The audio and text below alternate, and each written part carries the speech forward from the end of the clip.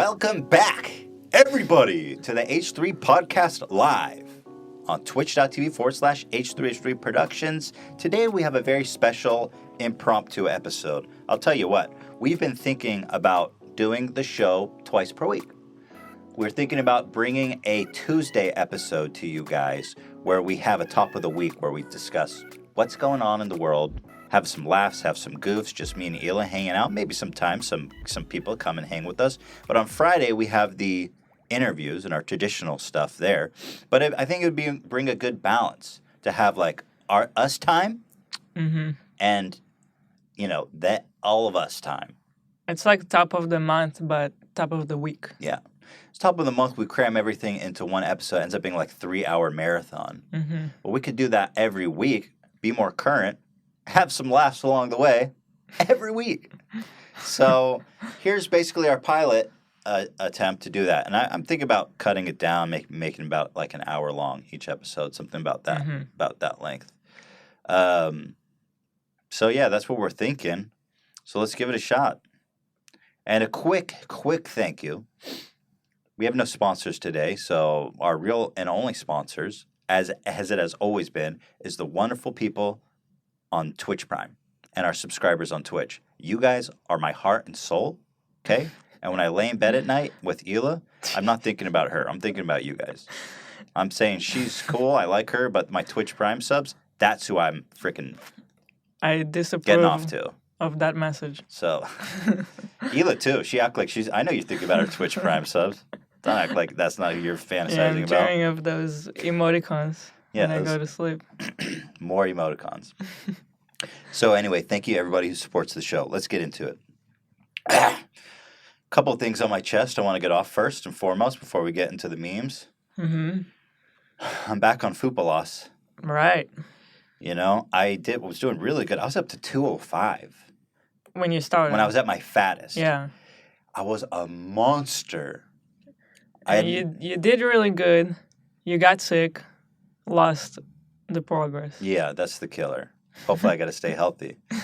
But I was so fat at the onset, like, I don't know if I talked about this, but I was such a monster, man. Like, I would lean over to tie my shoes and couldn't breathe.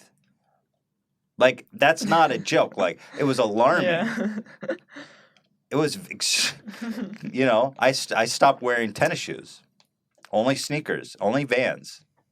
Stop wearing what because shoes? I couldn't tie the lace. I was like, this is not how animals are meant to live on this earth. Especially not in their 30s. Well, that's like someone in their 70s. Yeah. Man, they're in deep trouble. Nobody. Age aside, you shouldn't suffocate to lean down to your foot. And I actually felt my ribs being pushed out of my body. I'm like, this fucking disgusting food I'm eating every day is terraforming my body. The ribs are being displaced by the fat. So I had this moment of realization where I'm like, all right, dude, time to get on that Fupa Loss. So I lost 10 pounds. I lost like 15 pounds. Yeah, maybe 15.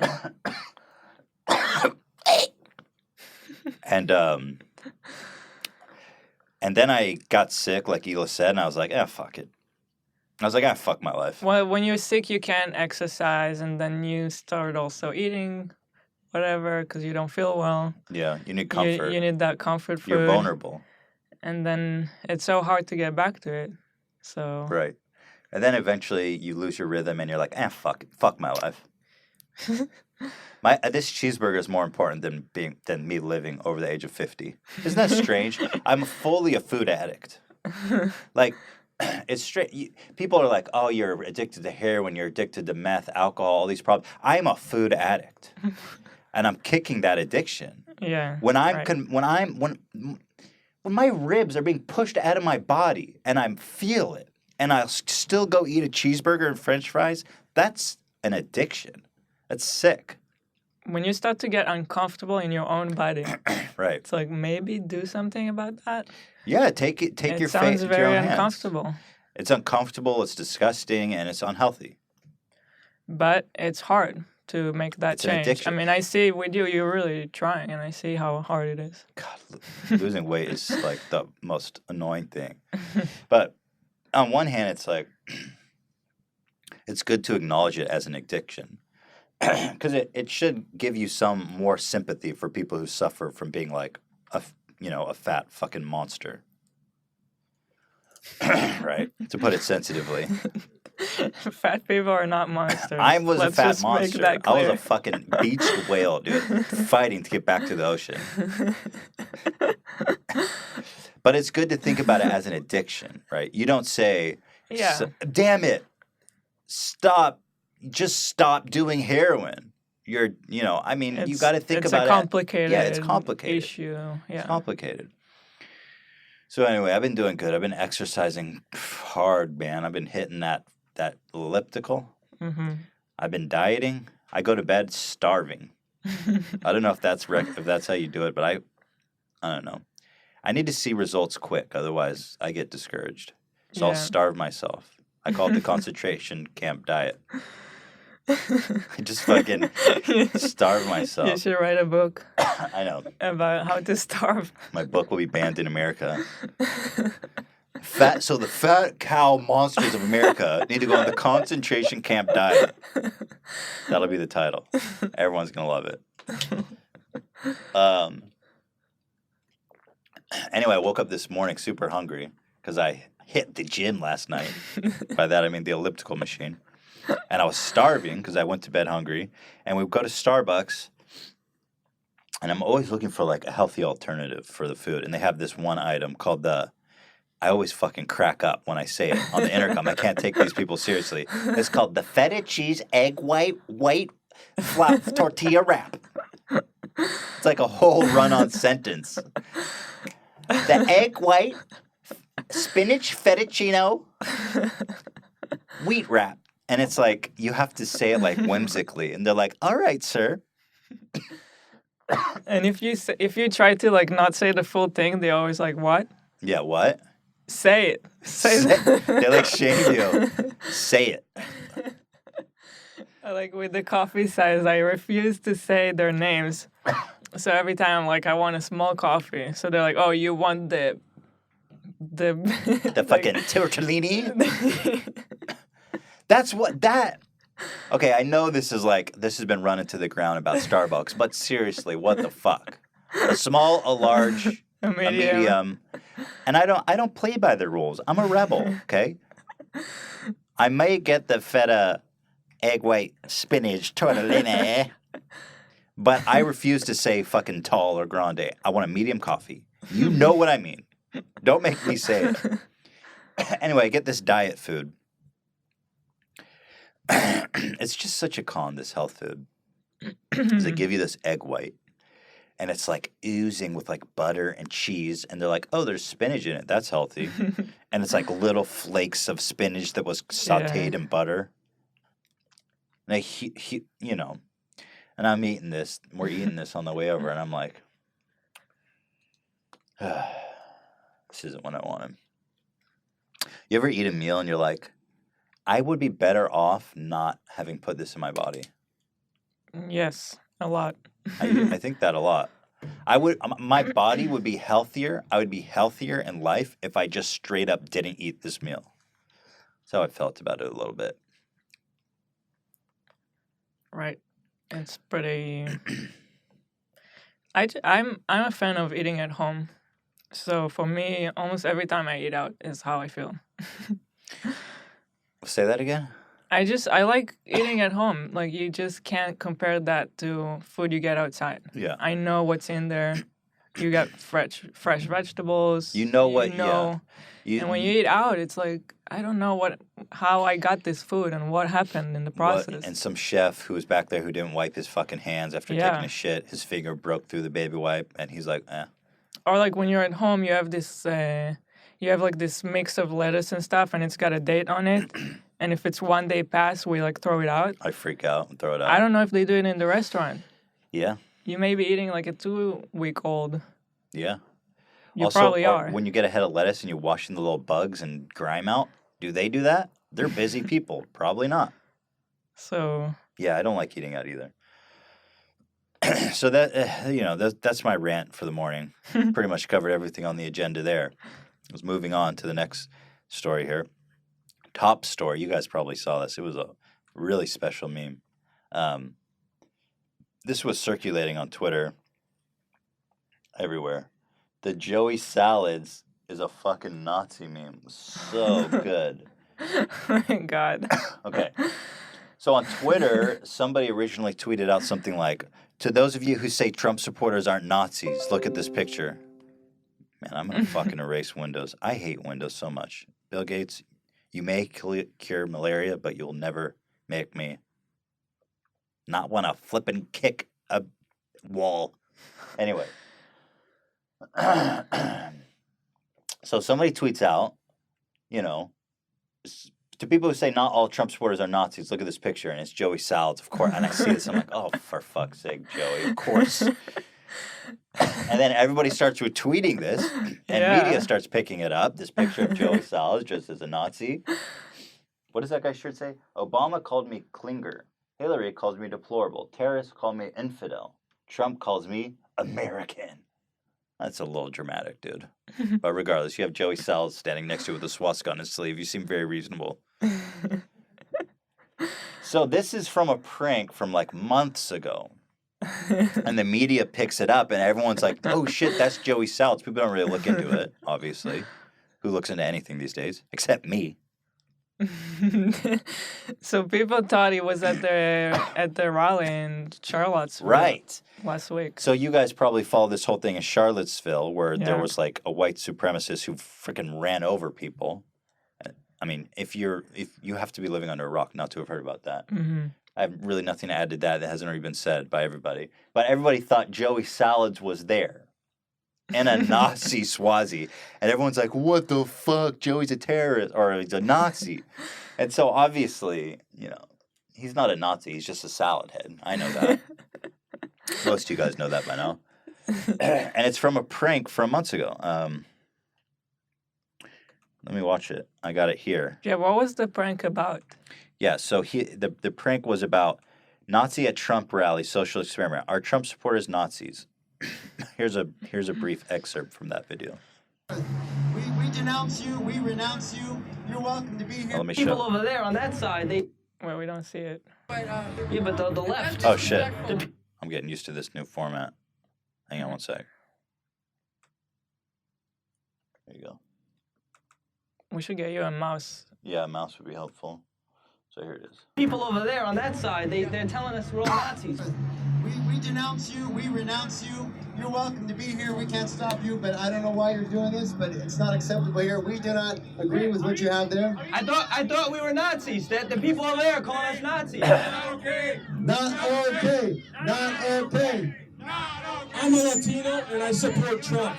I don't support the bigotry that you have right here. I don't support that. But the left, they for America. I thought we were the I don't Nazis. support that. They all said that we were I'm a Nazis. Latino and I support Trump. But they said we were You're not Nazis. with Why us. aren't we You're all not with us. Just go back over there. The Democrats. All right. Well, the that- founders of the KKK. You get That got a whole new context after the last week, but What do you mean? well, just if you went like that to the rally. Oh, that would be a really bad timing to do that experiment, eh? Yeah. There's a good chance they'd be like, "Let's go, dude. Come here's on." your shield. Here's your shield and Here's your baton." tiki torch. I think here's your tiki torch, Joey. Can you imagine Joey like fish out of water, like? Anyway, it turns out it actually had like a relatively nice message. Yeah. He went out there. I mean, he's an idiot, guys. Let's be real about it. We love him to death. He's a salad head. He goes out there and he's like, "Hey, we're Nazis, right? Hail Hitler!" And they're like, "No, dude. What the fuck's wrong with you? Wrong event. You're at the wrong event, dude." So actually, a relatively heartwarming show of rebuking him and the Nazis there. Not that I think that Trump supporters are Nazis, but it's just it was a nice to see. But on the other hand, you kind of have to accept that when you go out into the world dressed as a Nazi, Joey, it's kind of hard to explain that shit. Ask PewDiePie. It's tough to get away with those jokes. Right. But now there's just been a huge media blitz about how Joey Salads is a Nazi, and it's everywhere. Yeah, it kind of like shouldn't joke around with this stuff, I guess, especially after all these things happening lately. This was before it, I know. but now it's really a Now rough it's subject. yeah. So anyway, shout out to our favorite salad head on that one. Appreciate you.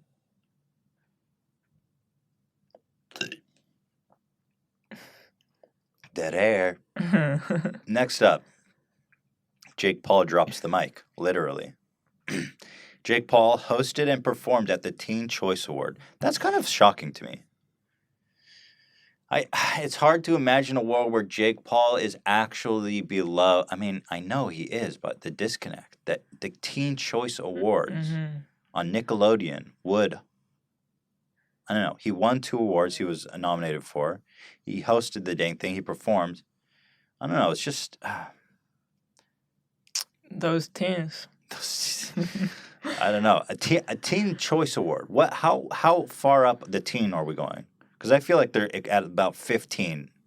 Yeah, I think his fans are like 12. Should be the Adolescence Awards. I guess it all falls under the same thing, probably. Should be the Dependence Awards. Should be the Mom Bring Me a Juice Box Awards. Anyway, Jake Paul drops the mic, literally. You gotta put it on the Oh, screen. I keep forgetting. All right, let me drag this over so you guys can see it. It's every day, bro.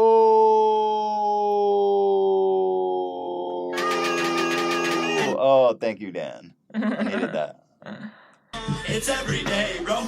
It's every day, bro. I said it's every day, bro. Yo, it's So that's it. He just dropped the fucking mic. I like that jump that He he did a little leap. really went for it. Also, I like that he made everyone else wear red and he's in blue. I guess it's his song. He's the star. Yeah, he is the star. He deserves it. He is the CEO of Team 10. He's a slick. Don't get it twisted. Don't get it twisted. I love that when he dropped the mic, the sound didn't change at all. How's that work? Some kind of black magic. By the way, I guess I can announce this now because it's pretty official at this point. But this Friday, guess who's our guest? It's every day, my dogs. We've got quite a fucking episode planned for this Friday you will not want to miss. Jake Paul is coming in. And Are you sure you want to tell them the surprise? huh. Yeah, why not? Okay. And the KTLA reporter that, broke this story about Jake Paul is coming in as well. It's gonna be a blockbuster, my friends. I'm excited. And I think it's gonna be fascinating. I think we need Fascinating. Oh, there you go. Windows, leave me alone. We found one or more settings on your battery that will help improve your life. I plugged in. I don't care about the battery. I don't care about updates. I don't care about... Why do I need to update Windows every day, by the way? Every day, Give me a fucking bro. break. Fuck. I didn't know Bill Gates was a Jake Paul fan. Updates. God. All right. What's next? Getting killed out there. I'm getting fucking hammered. Vin Diesel. This video is pretty fucking... The first one, and That voice is something else, man. All right, so this is kind of an old clip, but I haven't seen it before. It's becoming my favorite clip. Get ready. Where's my mouth? Vin Diesel professes love for a Brazilian YouTuber during an interview. Get a load of this shit, man. This was the first one, and That's the first one. That can't be his real voice. That's the first one. He's playing that shit up. God, you're so beautiful. God, she's so beautiful, man. Am I right or wrong? Look at her. How am I supposed to do this interview? Look at this woman. Tell me your story. She's so beautiful. Conyo, man. She's so beautiful. I think that's his voice. How is that his real voice? There's no way. She's so beautiful. He's not even speaking English. He's just like low rumbling. Has he never seen a woman? He's never seen a woman before. Oh, come on. Keep playing it. Just got here from Mars. Never seen a female before. I'm Triple X. Talk to me, baby. Talk to me, baby. Tell me your story. Tell me your. Let's get out of here. Let's get out of here. Let's go have lunch. Let's go have lunch. Look how beautiful she is. Thank you. God. He probably just motorboats them. He probably has a micro penis and he gets women off. He goes down on them, goes. Let's get out of here. Wow, man. Tom Hanks. Wow, man. Tom Hanks. Tom Hanks. Great guy. He was a great guy, and he kind of told me what it was going to be like to be a movie star. And the last thing I saw you speaking I am Groot in so many languages, but I don't know if you ever said it in Portuguese. So I brought you. I did say it, but What do you think about his outfit? Eu sou o Groot. it's What do you think about his outfit? I'm a fan of the sleeveless shirts in all kinds. I know you're a big fan. Well, you're the fashion police, Hila. You're the guru. What do you? I mean, give him a critique. You're Joan Rivers on the red carpet. What do you say to the guy? It's just so Matt Haas. Wow. It's just Wow. it's such a parkour guy. Cut outfit. off, plaid, aviator glasses.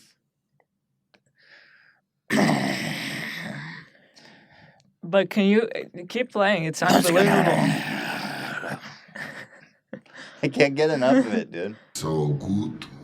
Eu sou o Groot.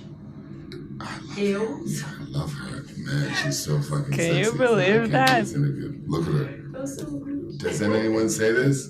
Guys, what's wrong? Am I the only one that's saying it? Look at her. What do you want? This is so crazy. Do you think he's smashed? He's like, what's wrong? I don't know. What is wrong? Why isn't everybody jumping over the couches and dropping their cameras to come try to fucking put their dick on this girl? It's crazy. I've never seen anything like Yeah, this. I've never seen anything like it. I don't think he has to try that hard either. He's a movie star. And, I mean, his Yeah. clothing's on point. His voice is on point. I'm getting rock hard just from the vibrations of the bass in the room is making my dick grow. She's so fucking beautiful. It's like you can't even do an interview with her because you're just like da da da da da da da Get away. Okay. da da. Right or wrong? Oh my God! Can someone save me? When did this turn into Beautiful World?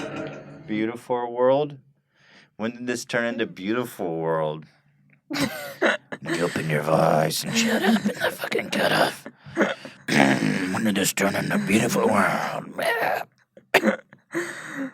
When did this turn into the most gorgeous girl in Brazil? I think she When just did this weirded out turn now. into I love Oh you? yeah. As soon as he got up, shit. much.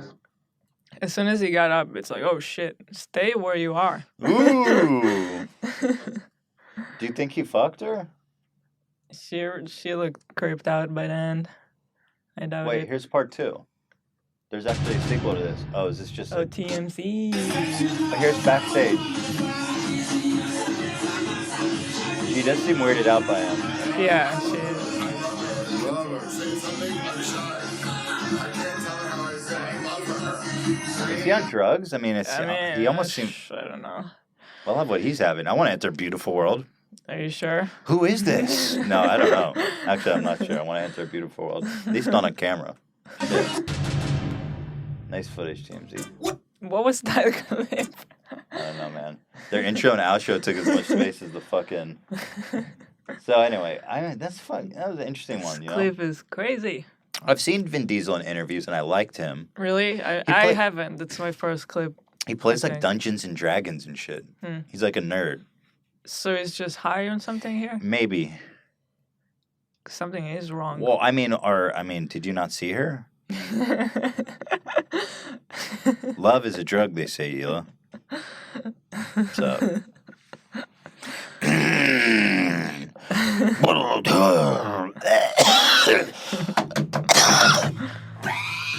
Oh my God.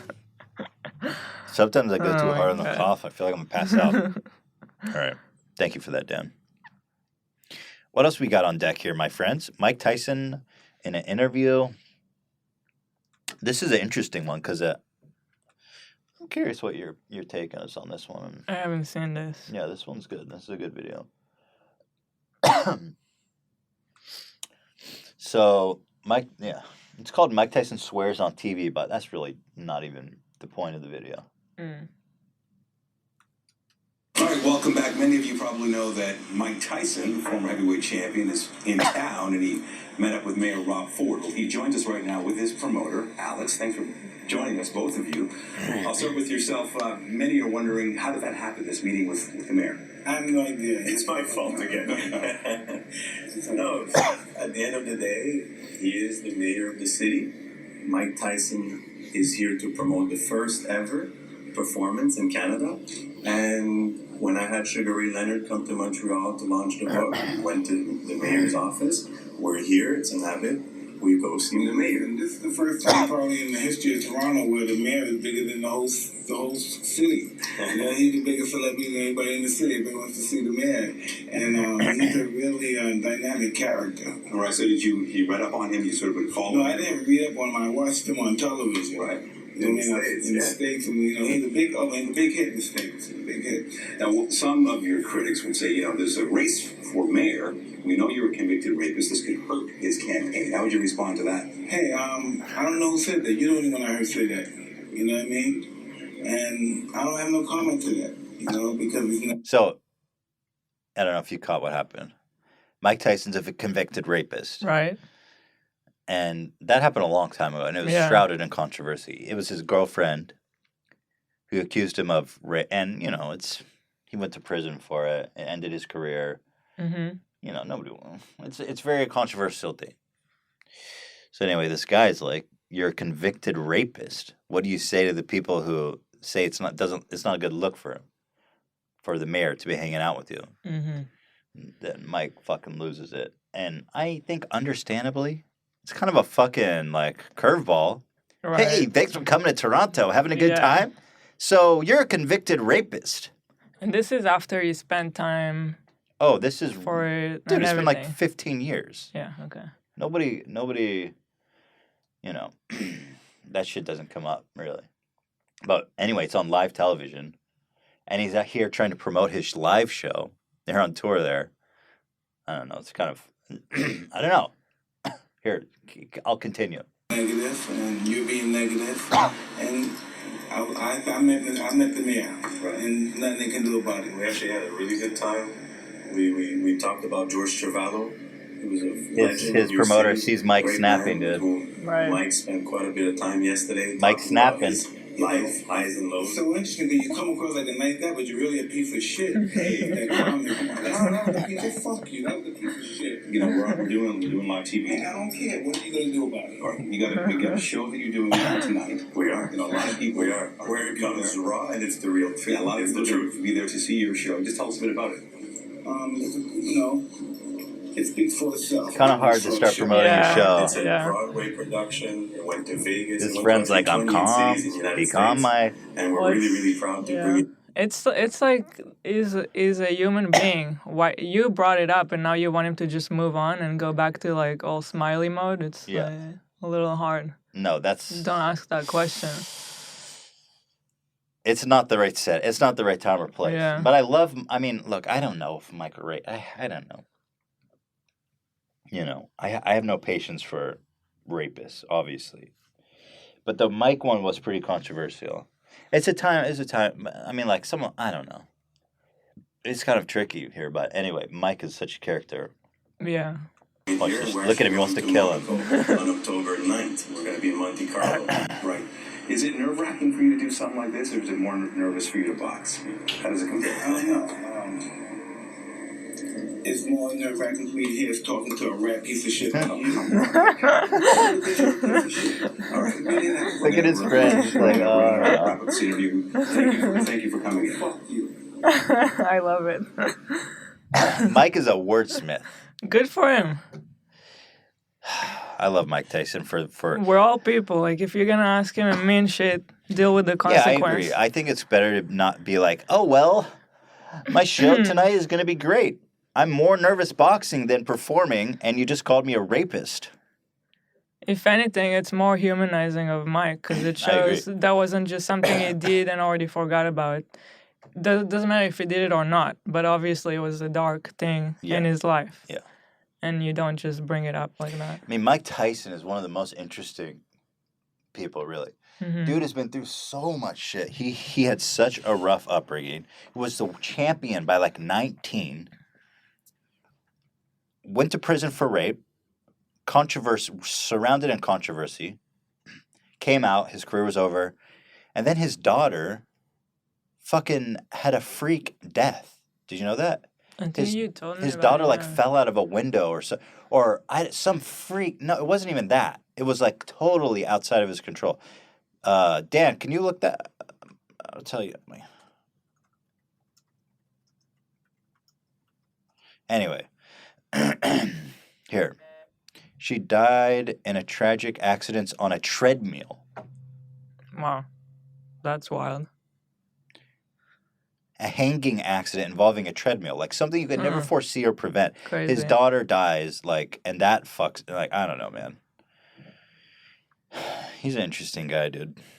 I love the way he talks. Yeah, it's fascinating. It is fascinating. And then, like, one of my favorite quotes of all time. He's talking shit to this boxer on live TV, and he says to the guy, "I'm gonna fuck you till you love me, faggot." Yeah. I mean, that's just so beautifully stated as an insult. I can't think of anything better. Just on the top of your head. I mean, it's just, it's beautiful. So, anyway, this was a good one. Dude scares the wrong lady. This one's a little triggering. These people kind of piss me off. Let's have a look.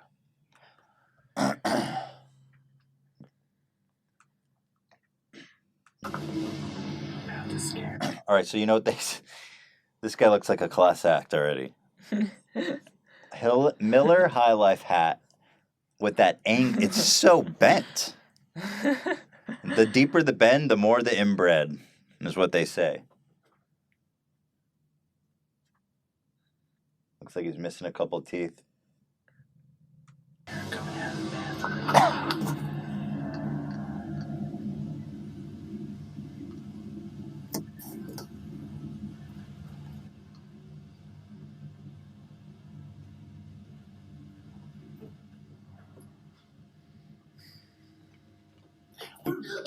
Oh God, I'm sorry. I thought you were somebody else.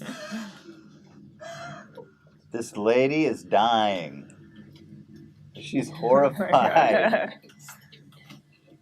His girlfriend is taking this shit way too lightly. You gotta show her face again. Yeah, I noticed.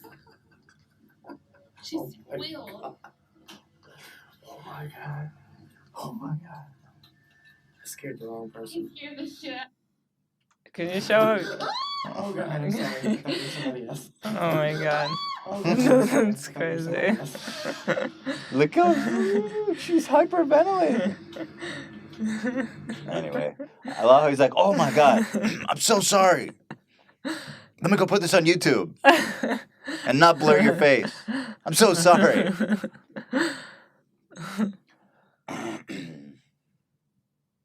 Great. There's a world out there, my friends, with people with bent hats bent way more than is reasonable.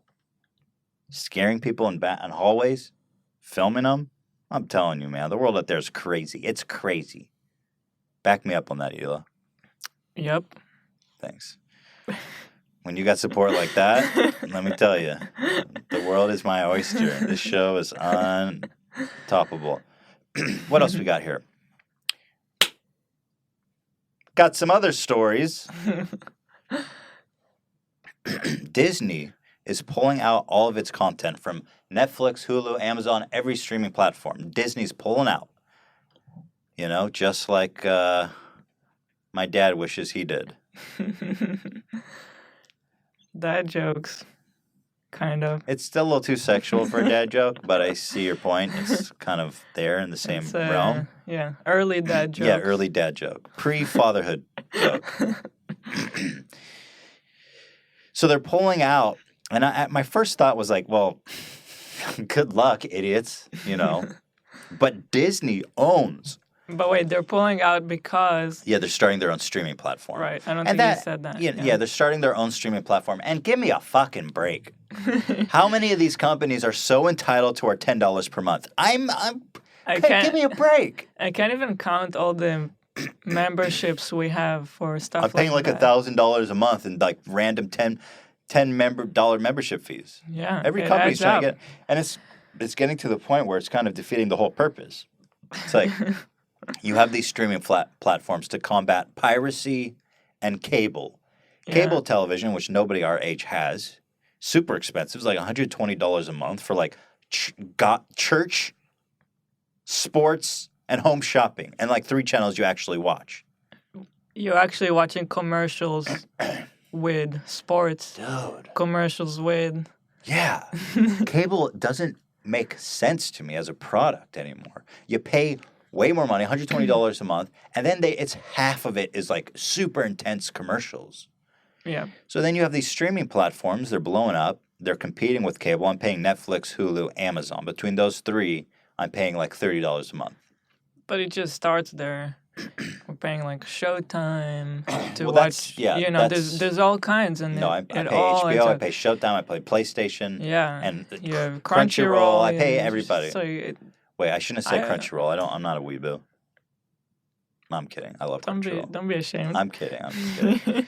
I'm just kidding. Anyway, so now it's coming to the point where all these companies think that they're worth fucking all of our money. It's becoming so fragmented. You have YouTube Red too. YouTube right? Red. Like we have so many. I'm just trying to think right now. Yeah, you pay iTunes. Right. I know, it's crazy. It's getting to the point where we might as well just get cable. Although, yeah, that's different, but yeah. But it's becoming so fragmented with all these companies being like, oh, my shit's fucking worth everything. Fuck the consumer. I'm Disney.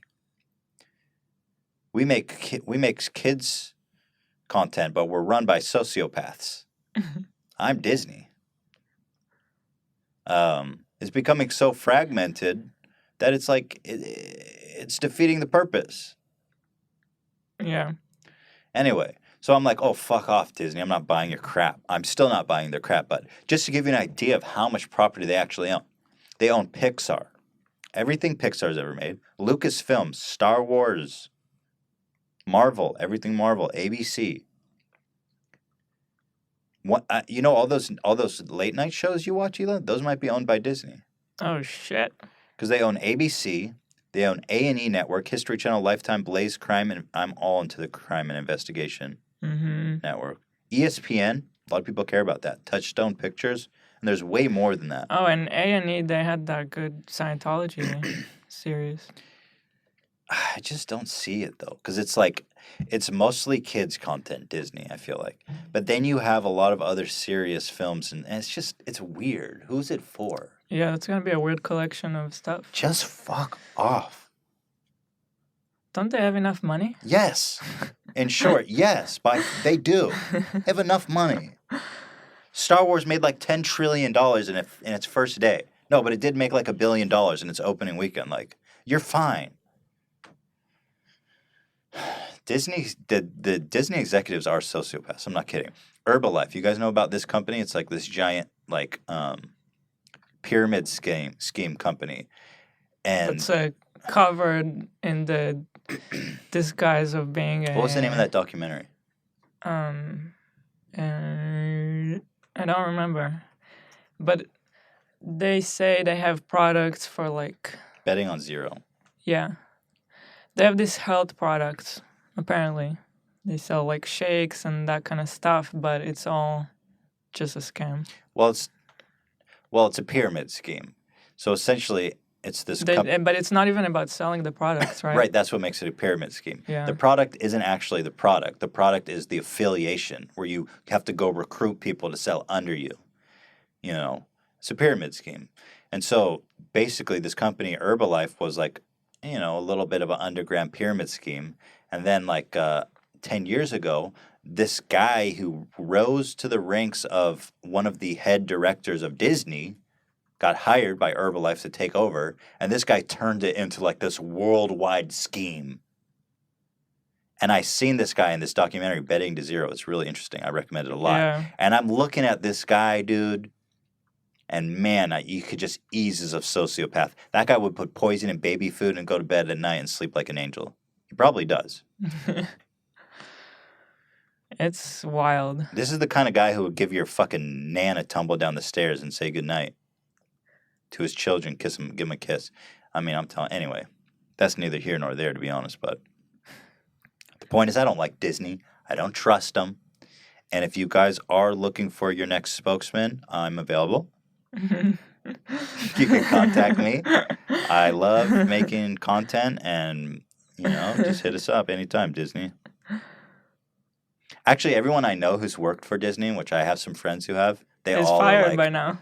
Not fired, but they all unanimously hate it. They're like they're slave drivers. You got to love the irony of this Disney. Disney, work for us. Work your bones to the dust. Anyway, streaming services, man. There's nothing. We don't deserve anything good. Everything good in this world gets destroyed. Eventually, the internet is being fucked over by Comcast. Search Comcast on Google, a Nazi swastika comes up. Streaming services by Disney. Give me a fucking break. Leave something for me. The distribution of wealth in this country is already fucked. If you want to not see your head on a frickin' guillotine like the French Revolution, leave our streaming platforms alone. It's all we have. I'm the voice of the people. Are you starting a revolution? Yeah. I might be, Disney. Listen to my call. This is not a threat for violence. It's just a joke. And if you are looking for a spokesman, I'm available. Anyway, what's up next? Oh, man, this story is awesome. Elon Musk. Elon Musk. I love this guy, man. Elon Musk, I would probably, if he was like, yo, Doug, here's my dick. I need you to I fucking knew where shine this was going before you said it. You thought I was going to say suck. He wants me to shine it and manicure it. He's like, I need you to manscape my genitals. And I'd be like, cool. I don't require payment. I love the guy. Some people hate him. I don't know why. He's like the real life Tony Stark. Right. He really is. I mean, come on. The guy's incredible. Yeah. He's pioneered commercial space travel. Opens the doors for so many things. The guy has made driving electric vehicles cool to the point where he made a profit, and now he's making them consumable. The Model 3, mark my words, in 2 or 3 years when that shit goes into mass production, you're going to see that all across the country. People always say, oh, well, electric vehicles are just as wasteful as gas. Oh, I'm going to fucking stick in my ass and have to complain and be sour and contrary about everything. Not true. Solar City. Look, He's even got that. I'm getting to the rest of his accomplishments. If you have a car without an exhaust, let's just put aside the question of production and making new cars, whatever. Yeah, people are always making new cars, okay? Forget about that. Even if producing the electricity now from a frickin' coal plant is just as polluting as putting gasoline in your car. First of all, you can, as solar and wind and all these renewable energies that don't give off any pollutants become more, cost effective as they do every year, you have the option to plug that shit into your car. Yeah. You plug that in from the outlet to your car, okay? Coal, gasoline, you can't do that, dude. And if you think that in 100 years we're just going to be doing gas, if you think that's just an option forever, get fucking real. 10 years. 10 years. I give it 10 years. I give it 10 years too. But people are like, oh, it's just as polluting to make an electric car. And everyone's always talking about, oh, it's inevitable, electric cars. Nobody's done it. Nobody stepped up to the fucking plate and risked their ass to do it until he did. He's the guy who did it, man. Seriously. When electric cars are fucking everywhere, he's going to be the guy who did it. I mean, I'm And driving. he really took a huge risk with all his money, right? Yeah, absolutely. He invested in it, and it didn't go well in the beginning. Everybody said it was going to fail. Hmm. The regulators were against him. They still don't let him have dealerships. He sells direct. That model doesn't exist almost in car manufacturing. You have to go to the website and buy it. You have to wait like 6 months to get the car. That's how good of a product and how good people want it. You know, it's insane. The odds were stacked against the guy. And beyond that, and also just for the record, the electric vehicle has an effective 100 miles per gallon right now. So fuck off, haters. Don't ever step to me again. Don't ever talk to me or my hair again. Don't talk to me or my Elon. Don't ever talk to me or my Elon again. And then furthermore, he has this company, Solar City, which just got absorbed into Tesla. It's one company now.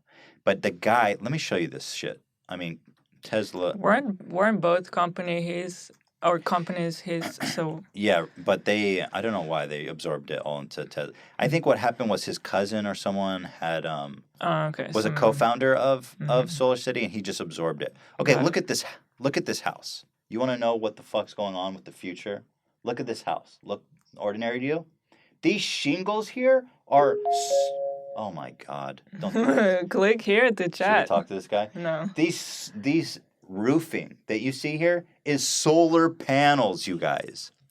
That's solar power. That's powering the house, charging the car, completely off the grid.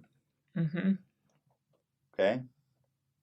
And his goal with this is to make it better looking, more durable, and cheaper, and eventually cheaper, so that it's like people don't even have the choice. And it looks amazing. Do you see this guy? He's fucking changing the world. Like, people always talk about it like it's inevitable. This guy's doing it. How does one guy do all this? It's crazy. He's amazing. He's like he's a Newton. He's an Einstein. A superhero. He's these once in 100, Right, once yeah. in 1,000 year guy who rolls around and just beats the shit out of the earth. You know. I have so much admiration. I don't know. I have a friend who's like, I don't like him. I don't trust him. I'm like, dude, why are you hating? One of our best friends. I get so triggered. It's funny. He's got no fucking. There's no basis to the hate. He just hates him. So I'll tell you. So here's his beef with him. He's working on this other project called The Boring Company. He says, again, this is Elon. He sees a huge problem. Traffic in Los Angeles.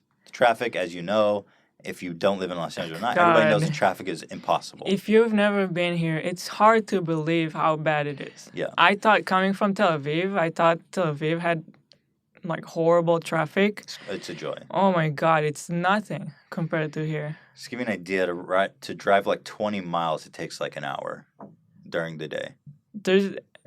We sometimes just consider not going places because of traffic. Right. Like it's how you make decisions here. Yeah, exactly. And it's funny because if you go somewhere like past 11 when the traffic's gone, it'll take you 15 minutes to get somewhere where it will actually literally take you an hour or more during the day. So he's like, okay, traffic. What's up with traffic, right? So the dude is drilling fucking tunnels under the freeway to transport like a superhighway for cars. So your car drops under in a highway, and it goes on like a conveyor belt, and it blasts you at high speed. There's a video about it. You could. Yeah, let me show. It's interesting to see.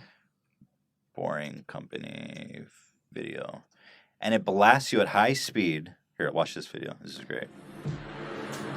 Those tunnels look pretty wild. Yeah, it's pretty wild. It's actually not what I expected, the way that it works.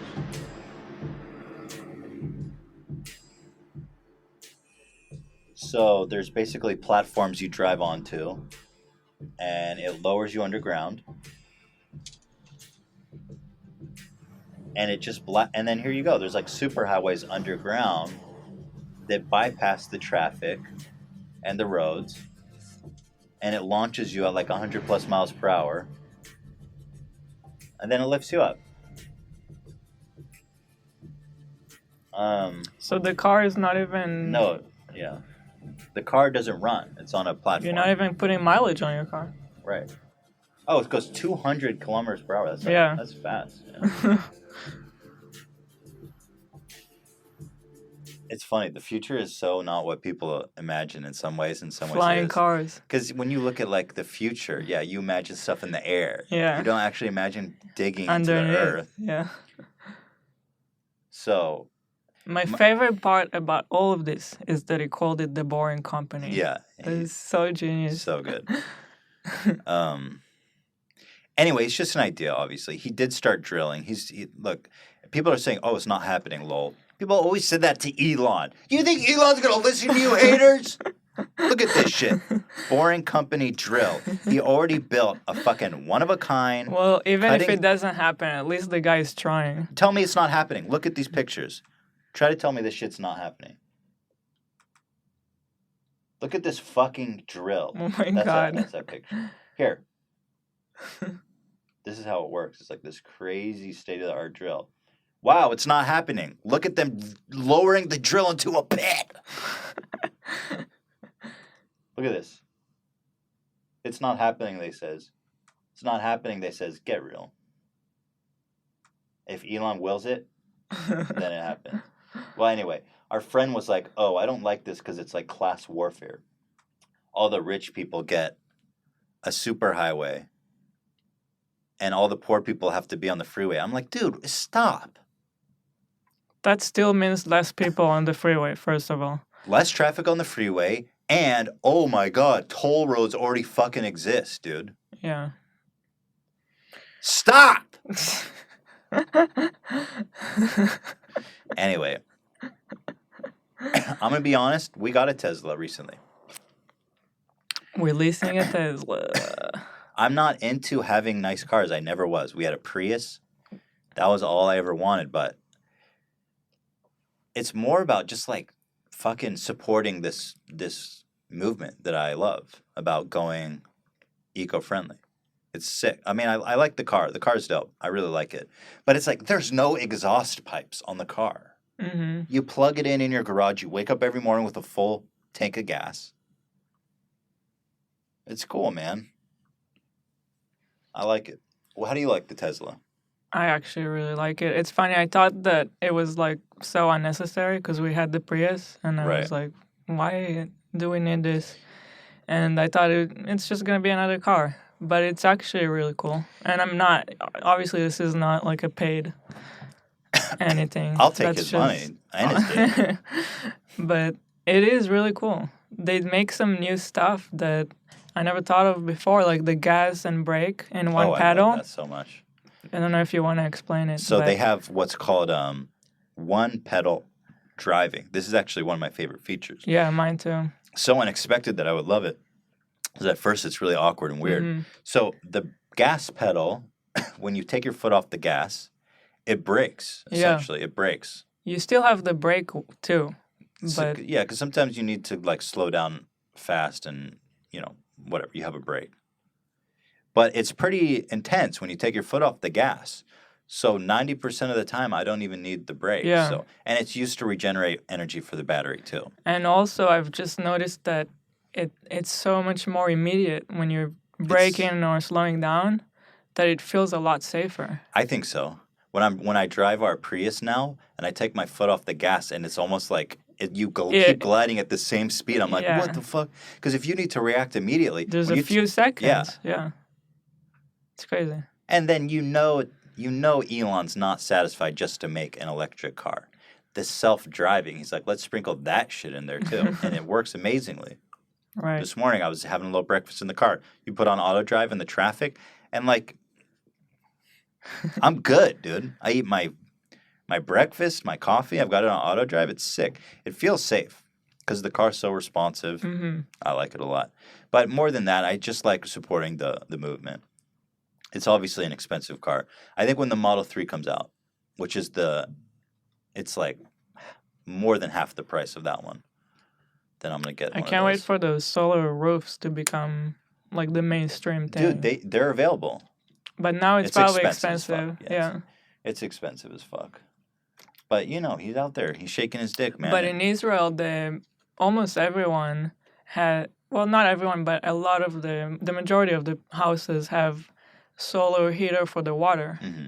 So when you shower and you take a hot water, you know, a hot shower, you turn on or I mean, if it's in the summer, you don't need to turn it on because it's always hot from the sun.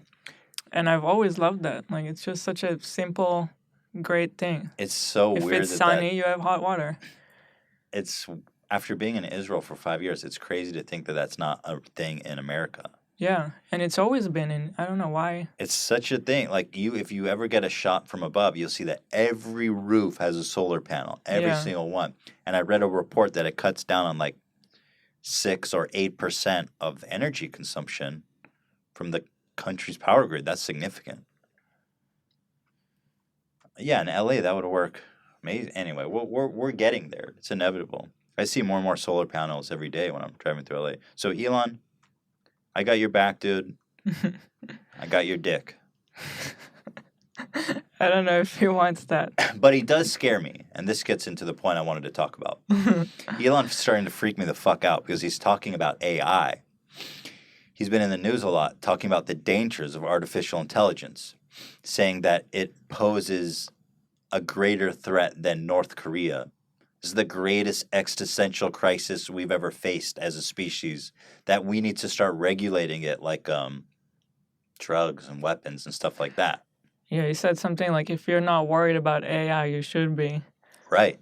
And it's like, oh, shit. I wasn't worried about it until you said it. I know, but hearing a guy who I trust and admire talk about it like that kind of does spook me a little bit.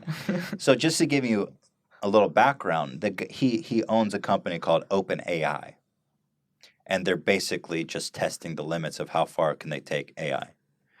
And so the International is a Dota tournament that took place recently of the best Dota players in the world.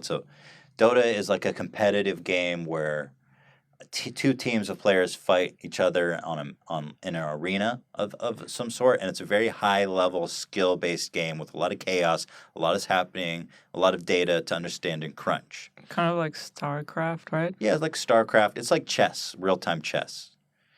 And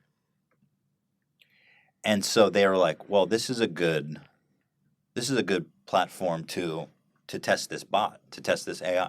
Because if it can excel at this and beat humans, then that's a good place to start, right? It's like a real-time chess game. I've seen people say it's more difficult than chess. Well, it's more complex. I think from a computer standpoint, definitely. Because there's way more unknowns and moving parts and stuff. Yeah. You know. So basically, they made this bot that could play Dota 1v1, and they brought it to the biggest Dota tournament in the world, called the International. And here's one of the best players in the world. His name's Dendi, and he's playing 1v1 versus this bot. And this bot went like 10-0 against everybody. But this is one of the best players in the world, and he's getting fucking creamed. Like, he doesn't have a single chance against this bot. Watch this.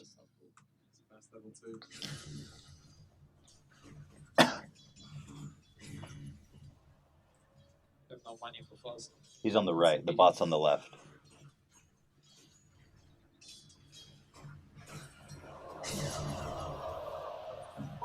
Look, he used it instantly. There's no time. Okay, I'm dead. Oh, no. I can hear you now, Dendi. We can talk. Okay, I give up. You giving up? Yeah, I don't think I'm getting back. Greg, is that something other players have done as well? I've seen this quite a lot this week.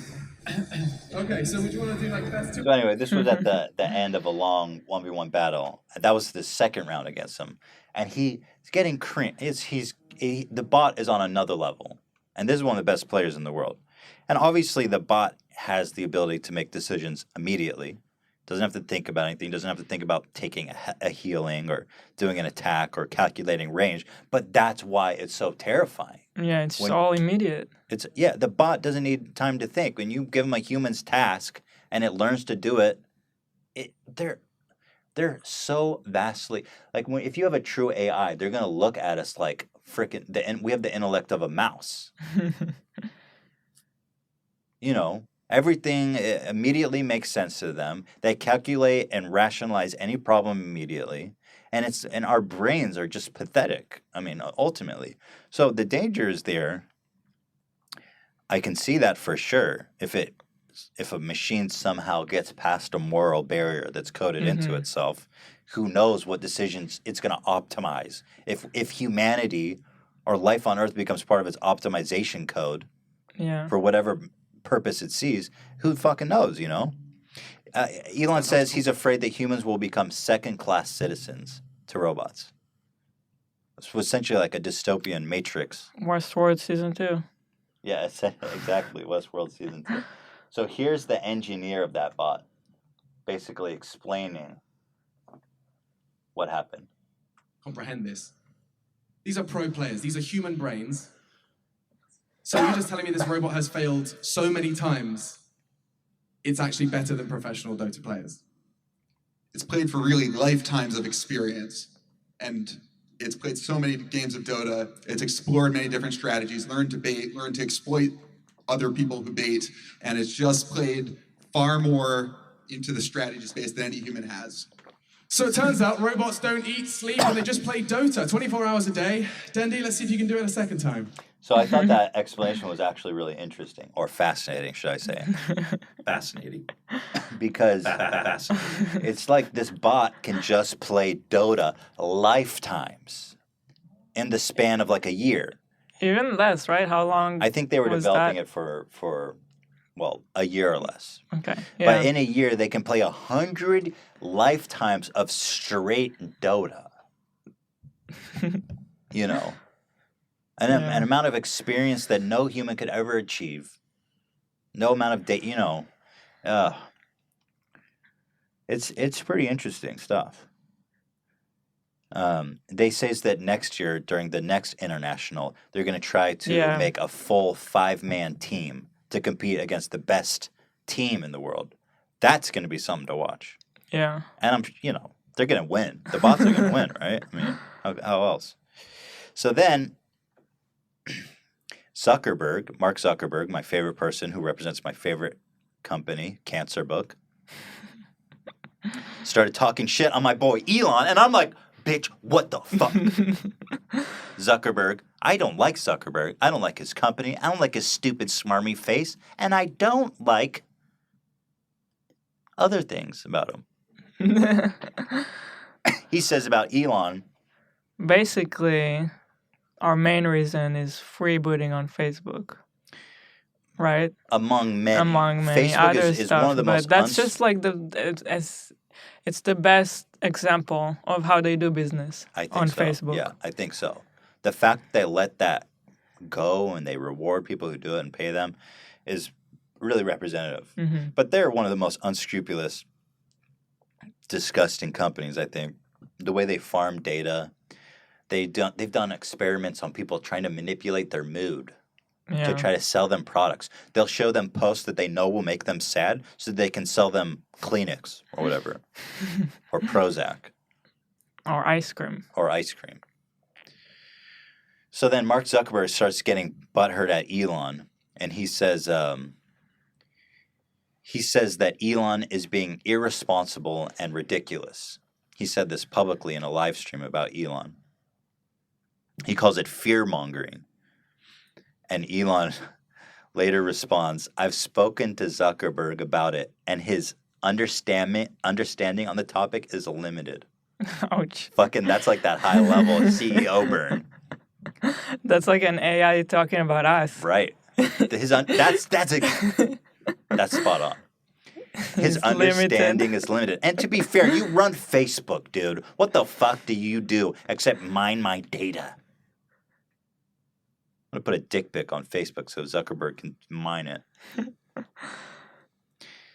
And so apparently, and also ironically, Zuckerberg's the one who's like, oh, this guy's fear-mongering. Fuck this guy. We spoke about it a couple weeks ago.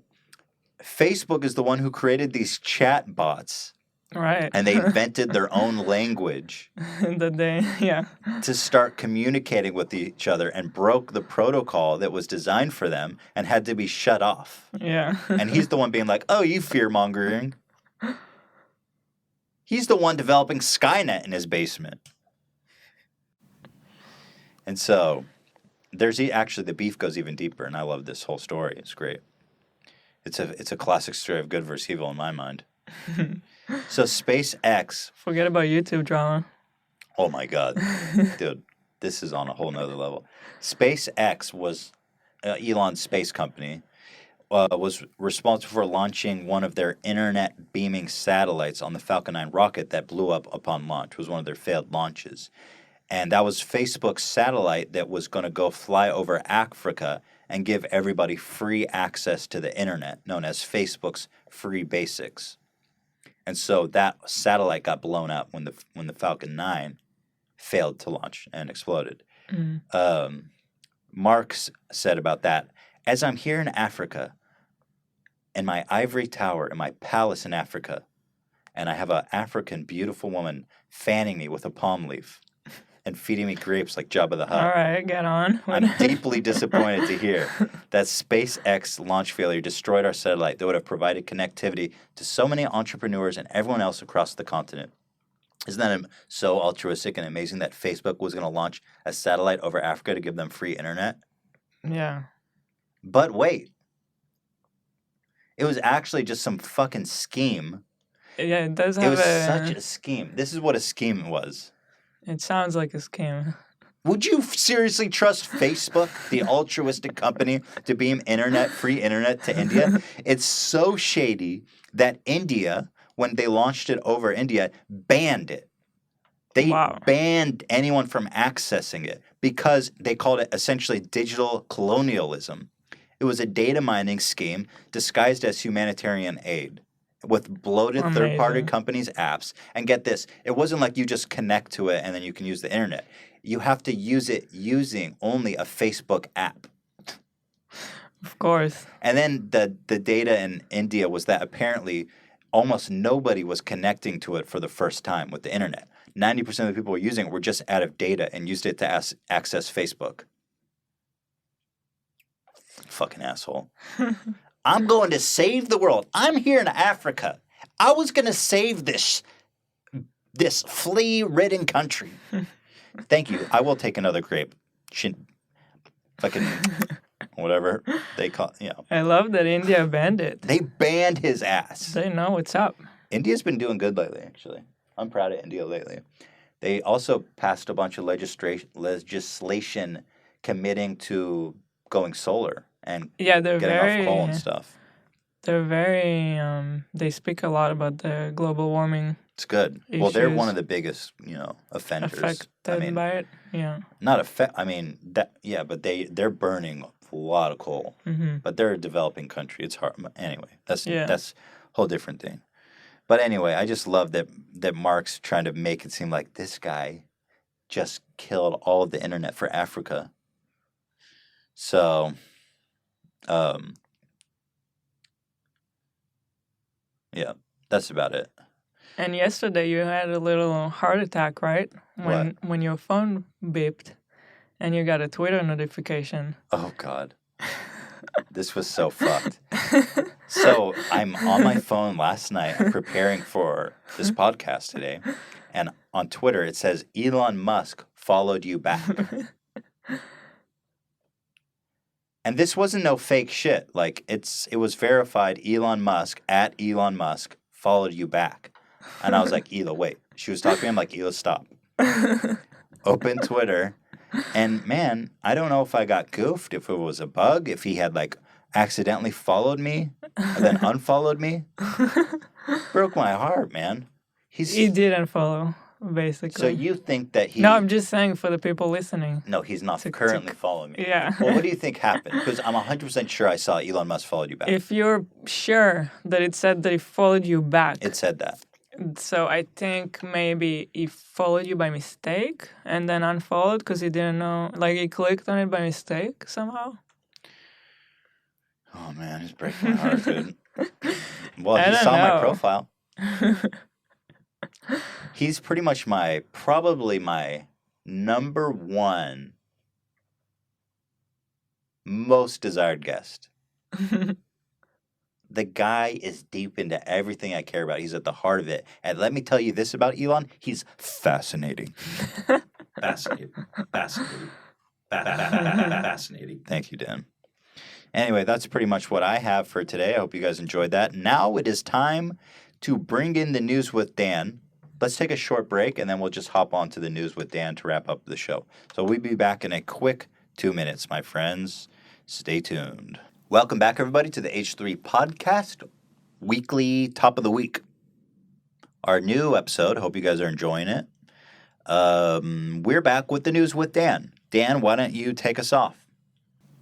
People have probably heard, but over the last 10 years or so, there's been a lot of research into using magic mushrooms in therapy. It apparently has been proven that it can be effective at treating people with PTSD and depression and a multitude of other conditions and everything.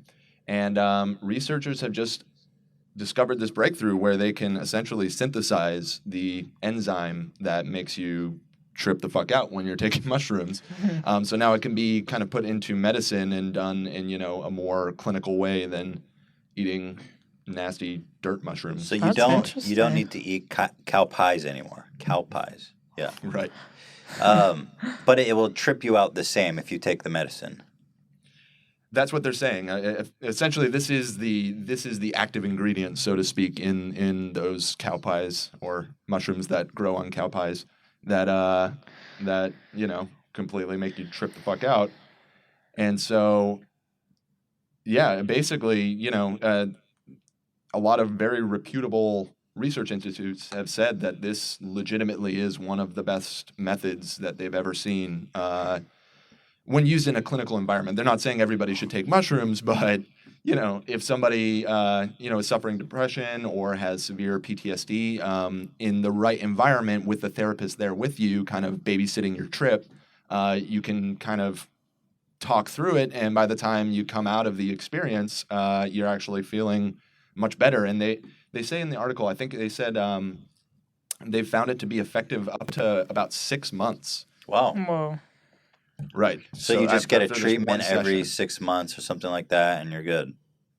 Yep. You just go in and do Trip your balls. biannual. I mean, Trip balls with the doctor. I've heard that before. I've heard they also do medical tests with MDMA, with Sounds ecstasy. pretty good. I'd like to You're just ready to sign up. sign up for that doctor. I got a couple cow pies for you. It's really interesting, It's cool to see these drugs that have been previously such strong stigma around of an actual medical professionals being like, well, there's actually something we can do with this.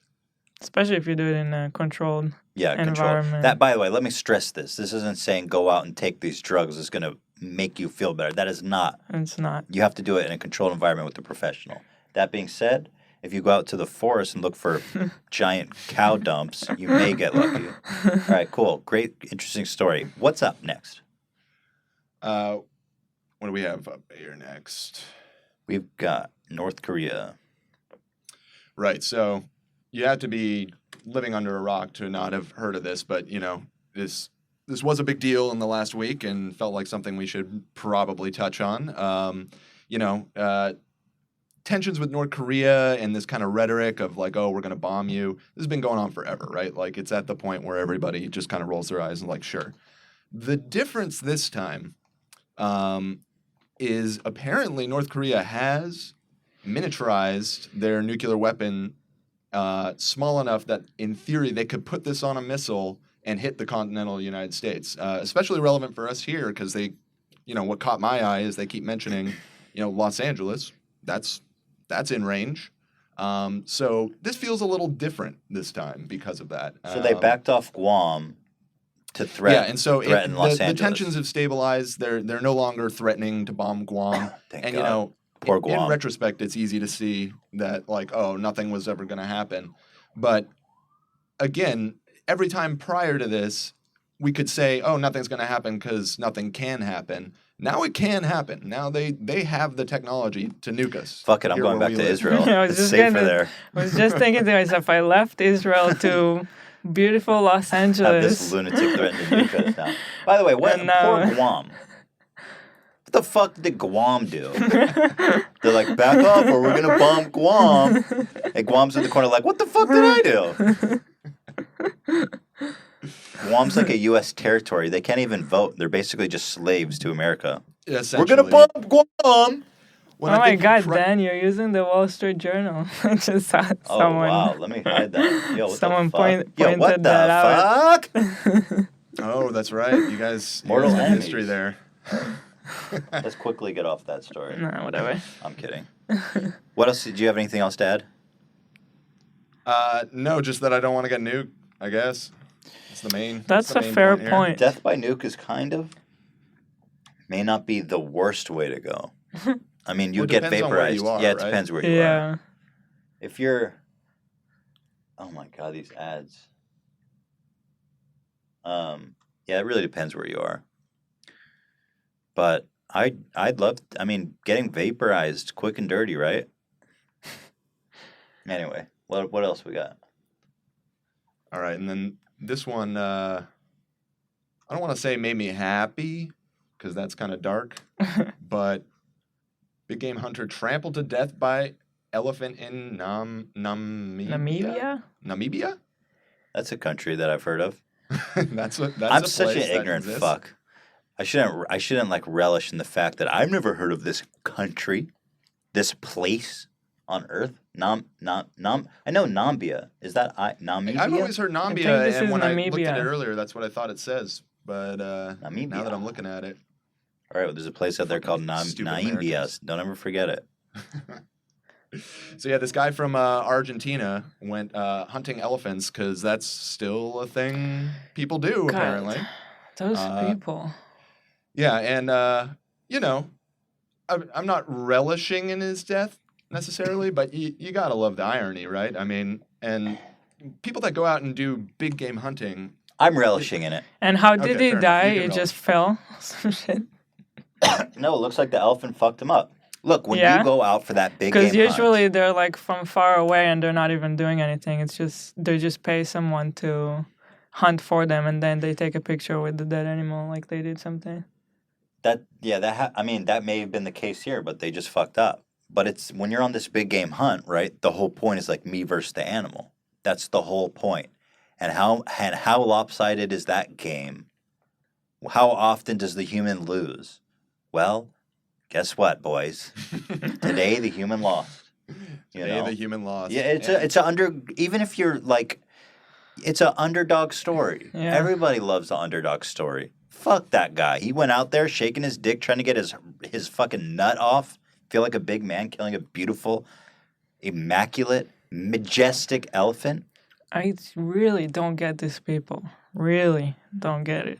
Yeah, I don't. And the whole thing is so weird. They pay thousands of dollars, and then the whole thing is set up. They go, they meet these people who are locals, Right. and the locals tell them exactly where the animal is gonna be. Right. It's all Track organized. them, yeah. You stand here, the animal will be there, and then you just click this thing, and then you have a picture. Right. And they'll be like, $20,000. we tranquilized that animal. He's subdued. He's laying Yeah. on the ground. All you have to do is go deliver the final blow. Right. Can I masturbate with this blood? Yes, we do allow that Yeah, for an you extra do. $10,000. Right. You can't even argue that it's the thrill of, stalking through the brush and, tracking this animal for miles on end and taking it down or whatever. I mean, that's still fucked up, but you can make an argument that that's like a, thrilling experience or something. But it's just handed to you on a silver platter. Just, hey, like Hila said, you just pull the trigger and just, hey, you get to kill this thing. I'm not Isn't that cool? I'm not denouncing all hunting. Like some is fine. Well, I'm talking specifically about these guys who it's these rich people who pay like $20,000 to go shoot some really exotic animal. They have like an elephant. They like auction off the rights to kill one exotic elephant. And the money goes to conservation, quote unquote, which means the local government's back pocket. It's Right. just weird. And elephants are essentially non-human intelligent life. Mhm. Elephants are one of the most intelligent creatures on the earth. They recognize themselves in Incredibly mirrors. They have complex language and culture. You know, it's They're kind awesome. of in my opinion, killing an elephant is kind of murder. Same with like a dolphin. It's close to Same it, with yeah. like a fucking gorilla. I mean, it's you're murdering a non-human creature. There's not many non-human creatures, in my opinion, who are sentient on a near level as us. But elephants are one of them. Certainly. Mhm. Absolutely. But, you know, there's invasive, there's overpopulation, there's deer and shit. It's perfectly acceptable to go hunt. Yeah. But this shit is weird. Anyway, he got fucking killed. What happened? Trampled. So he Nasty took a way to shot. He took a shot and he fucking missed and the elephant took him out. Pretty much. Said the hunter, identified as a 48-year-old Jose Monzalez, was killed on Saturday afternoon in a private wildlife area 43 miles northwest of a small town in Kalkfeld. The dude worked for an oil company, class act. Wow. Yeah, they got charged. Whoa, they all died. With another Argentinian and 3 Nambians. Namibian. Wait. Who worked for We clarified that. That's how you say it. I guess No, should say I it don't. right. I don't believe they all died. Was but with, he was with yeah, the group. okay. So the elephant was like, fuck this guy in particular. Yeah, and this is kind of thing, kind of to your point of how they're near sentient. Elephants that are kind of in these areas that this goes on, the ones that survive, they hold grudges essentially, and there's even been stories of them, you know, essentially attacking villages in like kind of Retribution. a pseudo-organized manner, where they'll mass up and charge, you know, in a wall of elephant.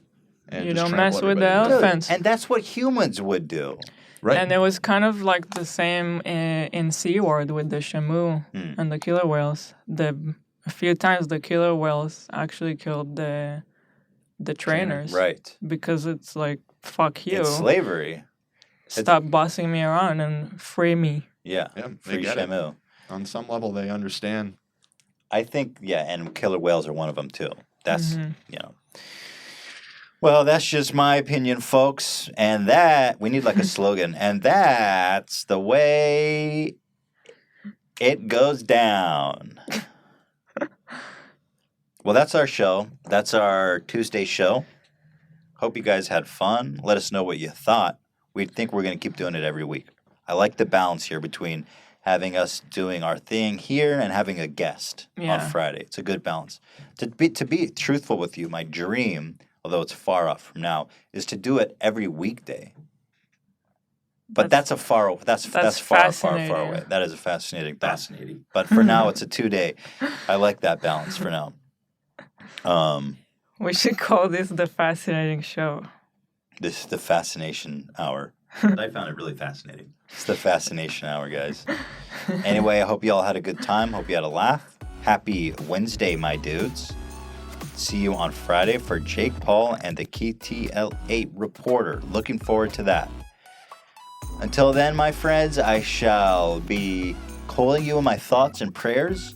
And to everybody who has supported us graciously through Amazon Twitch Prime, I will think of you the next time I make love. Goodbye, my friends.